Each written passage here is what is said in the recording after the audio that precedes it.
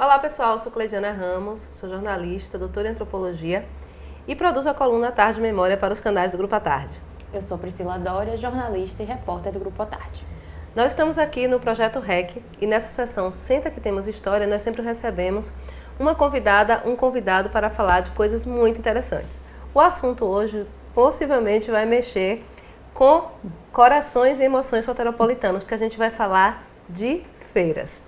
E isso a partir de uma reportagem publicada em A Tarde, 1931, sobre a Flandrelândia. Esse era o nome da Feira do Sete, uma espécie de avó da Feira de São Joaquim. Então a gente está aqui com Sueli Conceição, ela vai se apresentar. Tudo bom, Sueli? Tudo bom, Clei?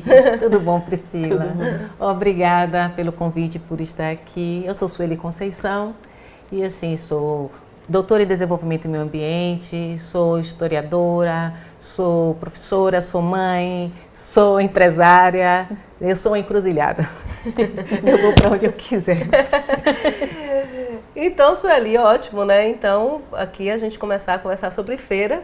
Acho que Priscila vai bem nessa linha aí, né, Priscila, do que é uma feira como encruzilhada, né? Exatamente. A gente queria começar, né, essa conversa hoje falando que você falasse sobre as principais características das feiras, principalmente aqui de Salvador. Bem, falar de feira, ela está num lugar muito afetivo, né, para mim particularmente, porque eu identifico a feira como um local que ele traz o raio-x, é a radiografia da cidade. Então, se você quiser conhecer bem o lugar, vá na feira, vá ao mercado, porque ali você vai entender a essência daquele lugar, a história como ele foi constituído, como ele foi formado, porque ali há grandes atravessamentos, as interconexões, as encruzilhadas que estão ali presentes, o diálogo das pessoas. E assim, é um espaço onde você tem assim uma energia muito forte do negociador, da comunicação. E aí a gente sente a presença, né, de Exu, que é o orixá desse lugar. Ao mesmo tempo que você também tem a parte da multiplicação dos bens, né, da riqueza, da fartura. Então você tem ali a presença da Oxum, que vem na doçura, porque essa relação de compra e venda está nesse contexto de paquera. Então você olha, se encanta, se aproxima e começa a paquerar, a namorar, para enfim conquistar. E a conquista já entra no processo da negociação e do dinheiro. Porque você compra aquilo que deseja, muitas vezes não é na quantidade. Sim. E quem vende aquilo que quer vender, mas também não vende no preço que ele está pedindo. Então esse é o grande lance da feira. As feiras de Salvador, né, as duas grandes feiras, né, talvez as mais conhecidas, São Joaquim e Sete Portas, elas têm um componente religioso muito forte, né, inclusive de ter espaços especiais. Sim. Muito fortes, né, para venda de ervas, de outros produtos, não é isso? Isso, é muito forte. Até porque a feira, quando ela foi constituída numa lógica de trazer signos e itens do cotidiano para a vida das pessoas.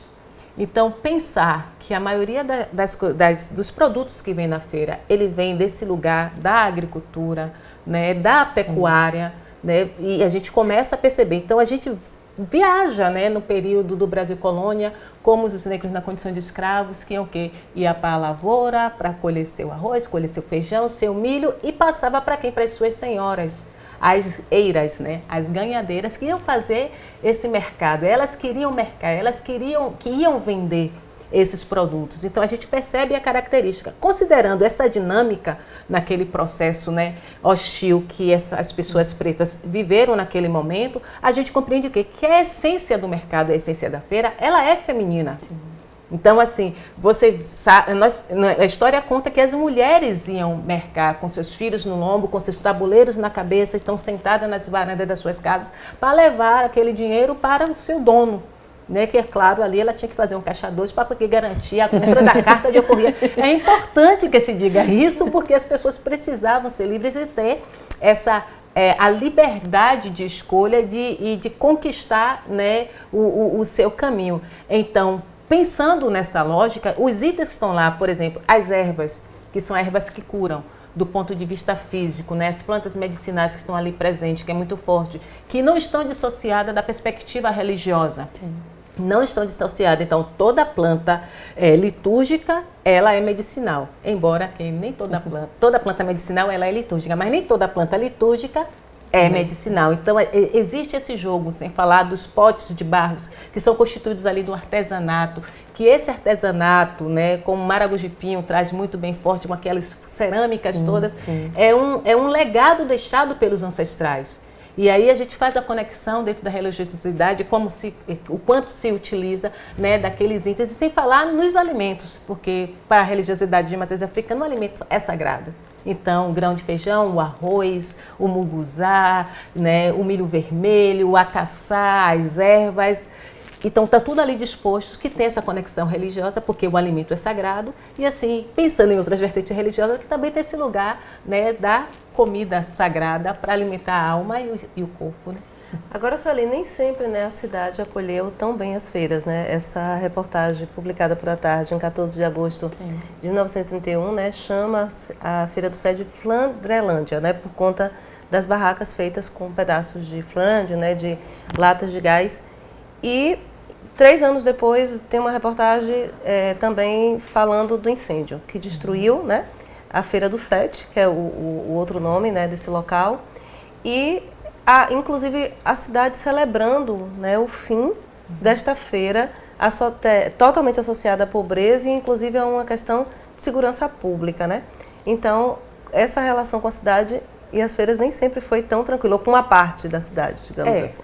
Mas assim, aí a gente vai viajar na história novamente, pensando assim, quem eram os habitantes, quem fazia parte das elites naquela época? Então, nós temos assim uma gama de franceses, alemães, ingleses, né, suíços. Eu falo assim no masculino porque era majoritariamente homens de negócios. E o Porto de Salvador era o maior porto do Brasil. Não existia Porto de Santos na época, né? Não se falava, né? Não tinha essa projeção. E assim, esses visitantes vinham por onde? Então, eles vinham ostentar a Cidade Alta. Aí você tem a região do Campo Grande, você tem a região do Barbalho, você tem a Piedade, Corredor da Vitória.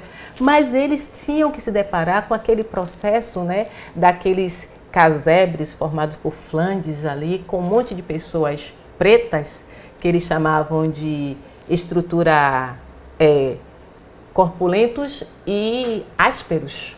Mas identificavam esses homens que trabalhavam na feira, ex-escravos. Na estiva, né? Porque século XX, e também tem aquele processo, né, de tentativa de salubridade já. Exatamente. Né? Aí eu acho que nesse momento já começa os processos de higienização da cidade, para poder beneficiar os visitantes, não os moradores. Então, a ideia de limpar e de constituir assim, né, depois que tem um grande incêndio, né, esse incêndio, na verdade foram 3 incêndios, né, não passam, e assim, porque começou teve o primeiro incêndio, aí foi a Feira do Sete, porque funcionava no Galpão 7 das Docas, depois teve um outro incêndio que virou Água de Meninos, e a partir do terceiro incêndio virou Feira de São Joaquim, como é conhecida hoje. Eles foram empurrando. Então assim, de lá do porto até onde ela se encontra hoje, ali na região da Água de Meninos, é um bom pedaço de caminho para poder livrar os olhos dos visitantes que chegam. Então, esse olhar, né, que a elite tem, ou teve, bem, não sei, mas a história conta que teve, né, para com os feirantes, né, feirantes e moradores do recinto, porque muitos barraqueiros e barraqueiras moravam dentro das suas barracas. Sim. Inclusive, existem relatos que do período do incêndio algumas pessoas morreram. Sim, sim. Né? Mas esse debate nunca foi muito bem aprofundado. Né? A gente não sabe até que medida foi acidente ou outra coisa. Né? Então, a gente deixa a interrogação no ar para entender como é que se dá essa dinâmica de higienização. Porque, na verdade, só muda de nome, né? Mas o processo é o mesmo. O processo é o mesmo, só muda de nome, a mesma cara. Mas, inclusive, você falou aí agora, né? Se isso mudou ou não. Hoje, você acha que o entendimento do que é a feira, essa relação que a população de Salvador, até de fora, tem com as feiras de Salvador, você acha que mudou, está mudando? Ou só um pouquinho? Olha só, mudou no trato, porque assim, quando o governo do estado propõe-se a fazer uma requalificação das feiras, pensando na melhoria e qualidade, né, dos vendedores e das vendedoras que estão na feira, então a gente percebe que tem uma inclinação nessa releitura, né, de feira. E assim, E eles não têm como, né? A elite hoje não tem como ir para o enfrentamento porque ganhou domínio público. Então, o que é que você vê? Você vê uma população que vai todos os domingos para a feira, não somente para comprar, mas para viver a feira, para curtir a feira. A feira é o local dos encontros e desencontros também. Na feira acontecem os casamentos, né? E as pessoas criam um vínculo familiar dentro daquele cenário. E aí, para culminar, de 2017 para cá, especificamente a feira da São Joaquim, nós temos o quê? O samba da feira, que acontece todo domingo. Então, se ganhou domínio público. E isso gera capital, isso gera imposto. Então, é interessante requalificar para dar sustentabilidade a esse empreendimento que está ali, ainda que sejam mantidos por pessoas pretas, a sua maioria. Sim. Você tem o projeto, né, a Onmin Cosméticos, né, que é uma proposta totalmente diferente, né, de produtos que são feitos de forma, né, artesanal, com muita erva, né, combinação de ervas. Então, eu vou te perguntar, das feiras, nem vou te pedir para escolher a feira preferida, mas qual é o setor que, assim, mexe contigo? Porque você é uma mulher que gosta de feira, né? Então, que vive a feira. Então, qual é a sua seção preferida da feira? Então, como toda mulher de Oxum, o meu melhor lugar na feira é o lugar das ervas, o lugar das folhas, porque a gente precisa fazer os remedinhos diários, né? Para curar gripe, para curar dor de estômago. Mas, assim, brincadeiras à parte, assim, não existe, assim, o estabelecimento dentro da feira que eu gosto mais de estar, assim, nomear, como você bem colocou. Então, assim, o setor das ervas, né, das flores, por conta da minha filha, dos bichos, que ela adora. Então, a gente vai, ela fica lá pegando nos filhotes, querendo entender aquela dinâmica, tendo um pouquinho dessa vivência, são os locais, né. E, em terceiro plano, são os bares, onde fornecem as comidas afetivas. Aquele mocotózinho. Sempre, ainda toda assim, se tremendo, todo se bulindo. Mas aquelas rabadas. Então, assim, existem as comidas afetivas que faz parte do nosso desenvolvimento. Sim. E não tem como passar na feira e não sentar para degustar uma iguaria dessa, né? Inclusive o café da manhã, né? Diz aí um pouquinho como é o café da manhã da feira. Da feira de São Joaquim, por exemplo, como é o café da manhã. O café da manhã, assim, é um feijão bem curtido, com fato, com a fatada. Com tudo que tem direito. Ou então um mocotó, ou então uma rabada, e assim, regado por uma cerveja gelada. Porque depois do feijão tem que vir a cerveja. Tem gente que primeiro prefere beber para depois comer, ou então quando come não bebe. Mas eu sou daquela que a gente tem que comer e depois dar uma refrescada para poder ganhar o dia. Engraçado, eu estou falando isso aqui, óbvio que assim, isso para mim não é uma rotina, mas existe essa rotina em algumas pessoas. Principalmente as pessoas que trabalham na feira. Então, pela manhã, não começam o trabalho enquanto não comer o feijão de Dona Menina. Não posso falar, né, os nomes para poder publicar. Não tem problema. Né? Então, tem que comer esse feijão, né, antes, essa dobradinha, antes de qualquer coisa. E criou-se uma cultura na nossa cidade de grupos de pessoas visitarem as feiras de manhã para poder começar o sábado ou domingo nessa lógica. Sábado é o dia de compra mesmo, né? E domingo é o dia de curtir, porque a feira só funciona até meio-dia. Ainda tem depois isso. No caso da minha família, é ao contrário. A gente tem aquela data marcadinha no mês para ir na feira. Meu pai só vai, carrega todas as sacolinhas e vai lá crente. Quando se vocês acabarem, eu e minha mãe, de comprar tudo, ele levando o peso, ele tem que sentar e comer o mocotó dele. Senão ele não vai. Senão ele não vai. Ele tem que finalizar a feira dele com o motocó. Ainda tira foto assim, ó. Gente, a gente quer agradecer muito aqui a Sueli, né? A gente emendaria esse papo aqui, né? Uma delícia, né? Mas fiquem ligados nos canais do Grupo à Tarde, porque aqui é assim, a gente sempre tem informação qualificada, inclusive para descobrir novas características da nossa cidade, novas perspectivas, por exemplo, sobre a feira. Então, Sueli, muito obrigada, viu? Eu que agradeço pelo convite. E é um prazer, né, estar debatendo e fazer essa viagem, né? Que é apaixonante, né, estar na feira. Então, vivam essa experiência, né? Visitem as feiras, assim, sem ter pressa, né? Sim. Mas assim, experienciem, né? Sinta o aroma das ervas, sinta o cheiro dos alimentos, né?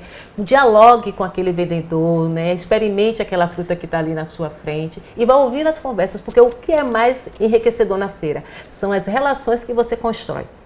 em cada passada, cada encontro, né? Cada caos que você ouve, que é do Arco da Velha, né? E tem até começar a pensar uma forma de fazer as crônicas da feira, porque tem cada apelido, cada personagem, gente, que só na feira. E eu também queria agradecer pela visita, espero que a gente tenha mais encontros para falar sobre mais coisa, inclusive sobre a sua passagem, a gente acabou não comentando isso, né? Que a gente está na presença de uma deusa do ébano. Então, gente, eu agradeço a sua presença e muito obrigada e até a próxima.